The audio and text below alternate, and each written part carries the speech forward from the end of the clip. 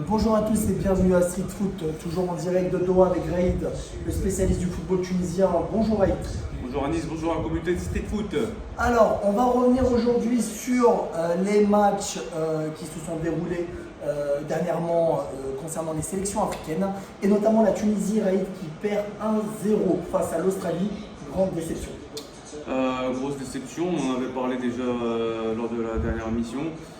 La Tunisie qui est au mur, qui devra réaliser l'exploit face à l'équipe de France, en attendant aussi par la suite, plutôt en parallèle, un résultat nul du Danemark ou au mieux une victoire par un but d'écart.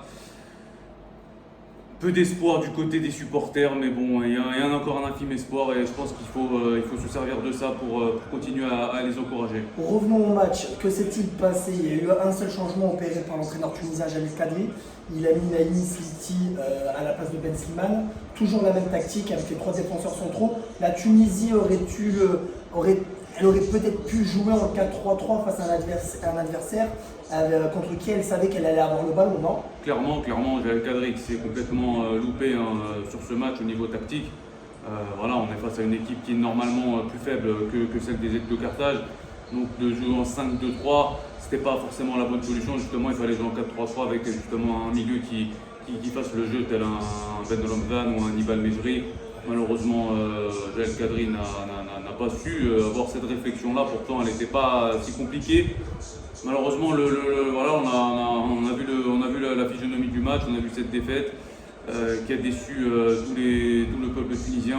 Maintenant, il reste un match face à la France. Il faudra sortir de cette compétition de la tête haute au minimum.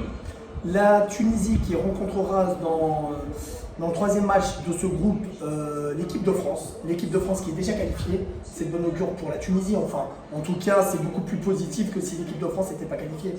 Bien entendu. Maintenant, voilà, ça reste quand même l'équipe de France, ça reste les champions du monde. Il faudra faire un très gros match quand on connaît l'écart de niveau entre les deux équipes. Il y aura des supporters, on l'espère.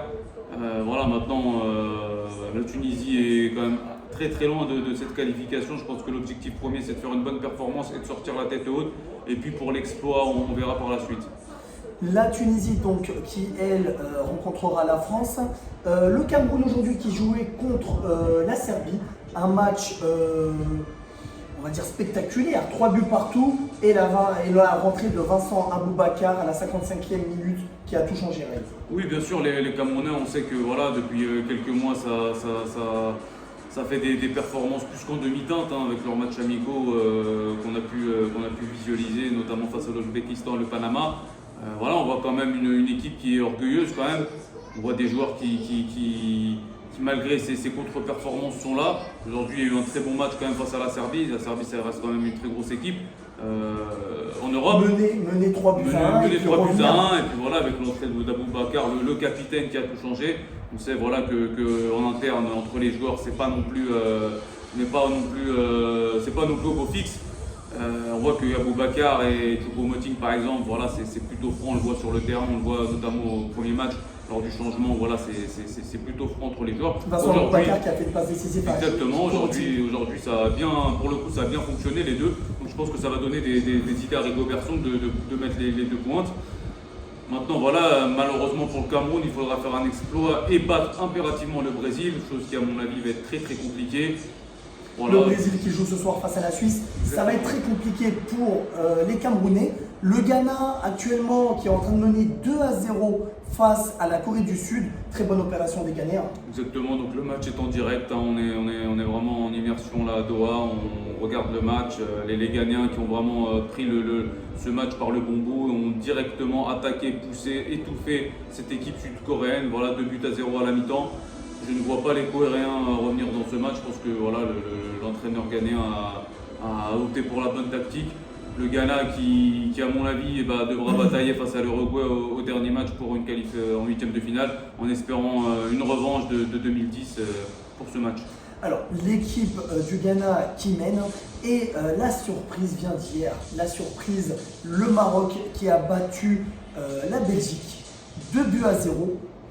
Il y a même eu 3 buts, une intervention de la VAR pour enlever un but au Maroc. Le Maroc qui confirme qu'elle est bien de retour. énorme ce qu'a fait le Maroc hier. C'est vraiment un exploit. Malgré, on va pas dénigrer non plus le match du Maroc. C'est vrai que la Belgique, on les a sentis face au Canada quand même un petit peu émoussés. C'est vraiment quand même une équipe un peu vieillissante. D'ailleurs, De Bruyne ne s'est pas caché en conférence de presse. Ça reste que c'est une énorme victoire pour le Maroc et qui est pour moi aujourd'hui à 80% a mis un pied en huitième de finale. Voilà, les Marocains, c'est des joueurs qui jouent au Bayern de Munich, au Paris Saint-Germain, à Chelsea, au FC Séville. Voilà, il n'y a pas non plus aussi de grandes surprises. Hein. Il n'y a pas de secret. Hein. Si vous voulez avoir une grande nation capable de rivaliser avec les gros, il faut jouer dans des grands clubs.